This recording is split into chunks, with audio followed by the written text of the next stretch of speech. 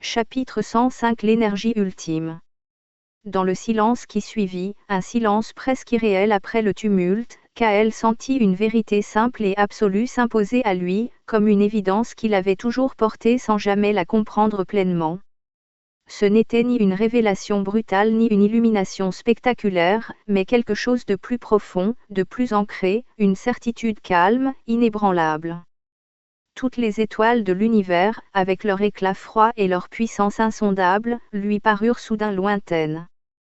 Toutes les forces qui, jusqu'alors, lui avaient semblé immenses, les champs d'énergie, les armes capables de briser des mondes, les technologies façonnées par des siècles de savoir, perdaient de leur importance. Elles existaient toujours, bien sûr, mais elles n'étaient plus centrales. Elles n'étaient plus essentielles.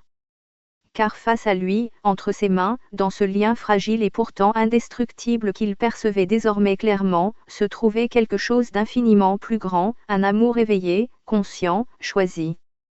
Pas un simple élan instinctif ni une illusion née du besoin, mais une décision intérieure, lucide, renouvelée à chaque instant.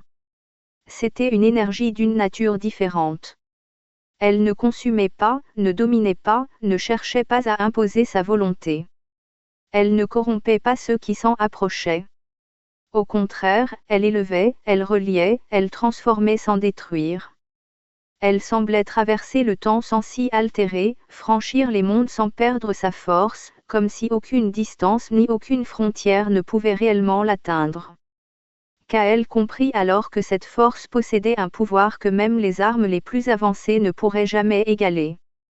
Là où celles-ci échouaient, brisées par leurs propres limites ou détournées par la peur, cette énergie persistait.